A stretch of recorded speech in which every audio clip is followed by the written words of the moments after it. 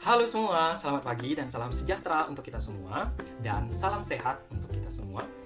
Jadi di sini saya ingin membuat suatu video tentang bagaimana cara riring perbanyakan serangga parasitoid. Di sini saya mengambil pada jenis serangga Brontis palogissima yang merupakan salah satu hama kumbang pada tanaman komoditi kelapa. Baiklah, langsung saja kita melihat bagaimana cara perbanyakan serangga parasitoid. Baiklah, Langsung. di sini saya sudah menampilkan PowerPoint tentang bagaimana cara perbanyakan serangga parasitoid Brontis palogissima gastro Solieptera chrysomelidae untuk mengendalikan hama kumbang pucuk kelapa. Di PPT ini disusun oleh saya sendiri, Filio Akika Ginting, NIM 180301285, kelas HPT 2018, mata kuliah perbanyakan serangga yang ditugaskan oleh Ibu dosen Amelia Julianti Siregar, SSI MSc PhD. Langsung saja kita masuk ke dalam pendahuluan terlebih dahulu. Hama kumbang pucuk kelapa Brontis palogissima gastro. Kelapa merupakan salah satu komoditi perkebunan yang sangat penting dalam perekonomian nasional sebagai penghasil minyak nabati yang memenuhi kebutuhan masyarakat. Namun, banyak kelapa yang mengalami penurunan produksi akibat serangan hama kumbang pucuk kelapa Brontis palogissima ini. Kita bisa melihat pada gambar bagaimana gejalanya, kemudian kita juga bisa melihat di gambar bagaimana bentuk morfologi daripada hama kumbang pucuk kelapa Brontis palogissima ini. Langsung kita masuk ke proses pelaksanaan. Sebelum kita masuk bagaimana cara meriring perbanyakan daripada serangga parasitoid, kita terlebih dahulu mengetahui alat dan bahan yang kita gunakan. Pertama itu ada botol transparan, kemudian keranjang plastik, kuas halus, gunting, gelas kaca, kemudian karet gelang. Kemudian ada kain tipis, kemudian ada kain kasa, daun muda kelapa sebagai pakan untuk pemeliharaannya nanti, kemudian hama tersebut, hama Brontis palogissima, dan air. Kemudian kita langsung masuk ke bagaimana cara meriring perbanyakan hama Brontis palogissima gastro ini.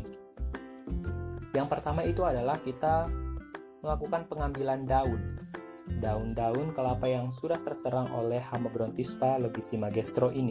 Pengambilannya itu kita bisa melakukan menggunakan cutter. Jadi kita boleh potong pada bagian-bagian yang sudah terserang, kemudian kita ambil, kita bisa melakukan penggulungan daun-daun yang sudah terserang tadi supaya tujuannya itu tidak terjatuh dari pohon. Kemudian kita lanjut, pada daun yang terserang kita bisa melihat tampak adanya pupa dan imago Brontispa yang terdapat di dalam lipatan daun yang terserang.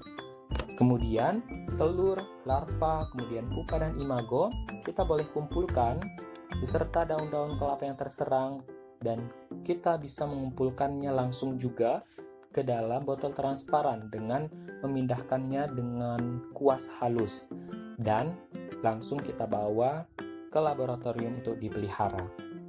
Kemudian kita setelah sampai di laboratorium, kita langsung melakukan pemisahan Brontis palogissima gastro ini, dan kita melakukan pemeliharaan dengan memasukkan ke dalam wadah pemeliharaan. Kita bisa pisahkan daripada telur, larva, dan imago ke dalam kotak plastik, kotak wadah pemeliharaan. Kita boleh melakukan perlakuan pada kotak plastik itu dengan melubangi kecil-kecil supaya tempat masuknya udara, ventilasi. Kemudian kita boleh menempatkan kotak plastik pemeliharaan itu di bawah air supaya bisa menghindari gangguan daripada binatang lain ataupun semut. Next, kita lanjut. Kita pastinya akan memberikan pakan dan pembersihan wadah pemeliharaan. Nah, pakan daripada Brontispa ini kita lakukan setiap 2 hari sekali dengan memasukkan daun kelapa yang segar yang belum disemprot oleh insektisida. Kemudian untuk cara pemindahannya itu kita bisa memindahkan dengan kuas ke tempat wadah pemeliharaan yang sudah bersih, dan kita masukkan lagi daun kelapa sebagai pakannya. Kemudian pada gambar berikutnya itu kita pisahkan juga pupa-pupa yang sehat dari wadah pemeliharaan yang kita akan investasikan sebagai parasitoid betina yang sudah siap meletakkan telur.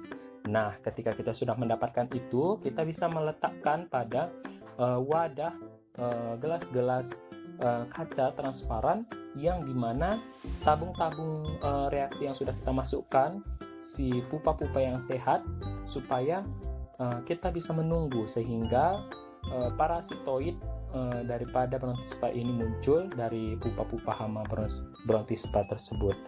Kemudian setelah terparasitoid, kita juga harus melakukan pergantian pakan pada Brontispa yang sudah terparasitoid.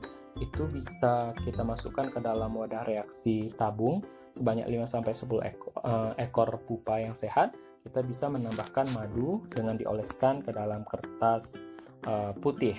Kemudian pada akhirnya kita bisa menambahkan koker sebagai tempat untuk media pelepasan di dalam lapangan. Koker ini kita buat dalam bentuknya itu dibelah dengan dua bentuk bagian dengan panjang 10, dan kita buat ruang di dalamnya sedalam 2 mm. Dan kita bisa melepaskan parasitoid ke lapangan dengan cara menggantung pada bagian tanaman kelapa yang terserang oleh Brontispa ini. Sekian dari PPT yang saya dapat sampaikan. Oke, demikian video yang bisa saya sampaikan tentang bagaimana cara perbanyakan serangga parasitoid Brontispa longissima ini. Jika ada salah tutur kata saya dalam menyampaikan penjelasan, saya mohon minta maaf. Dan jika ada mungkin tampilan PowerPoint yang salah, saya mohon minta maaf. Sekiranya apa yang sudah saya jelaskan boleh bermanfaat bagi kita semua. Tetap jaga kesehatan, kemudian tetap jaga jarak. Salam sehat. Terima kasih.